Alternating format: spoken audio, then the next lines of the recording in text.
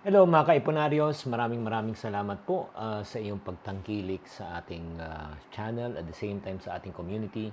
This is Chinky Tan, your Pambansang World Coach. I want to take a moment to send warm wishes on your way. Ang prayer ko lang this year and this coming year is mapuno po ang inyong puso at buhay ng tuwa at saya. At you know what, huwag din po natin kalimutan na mag-focus sa ating kinabukasan.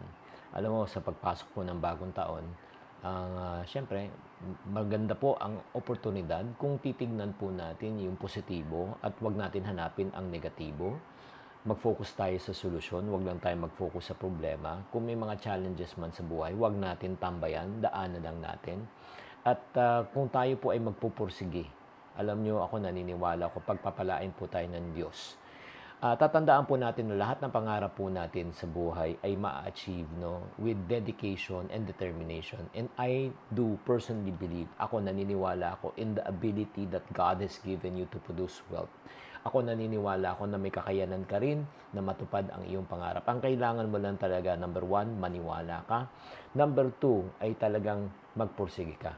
Huwag mong hayaan yung mga taong negatibo na nakapaligid sa iyo o mga negatibong sitwasyon sa buhay mo ang hahadlang kung ano man ang minimithi mo sa buhay. I want you to stay positive, remain focused, and keep pushing towards your financial goals. Maniwala ka sa sarili, magtiwala ka sa Diyos, na may awa ang Diyos, napakabuti ng Diyos, na hindi tayo iiwanan at di tayo pababayaan. Ang tagumpay po sa buhay ay, yun nga, iba-iba po para sa ibang tao. Kaya kung may mga iba sa malaking kita, doon sila masisihan. Pero may mga iba, kahit kaunti lang pong kita, doon na rin po nasisihan.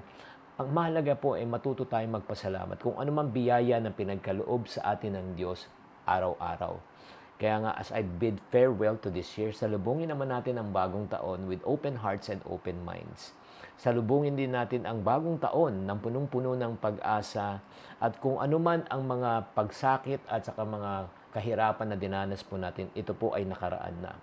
Kaya nga tatandaan, hindi natin na mababago ang ating nakaraan pero mababago pa rin natin ang ating kinabukasan sa tamang pagpapasya sa araw na ito. This is Chinky Tan, ang inyong Pambansang World Coach, wishing you all a Merry Christmas and a blessed and a prosperous New Year.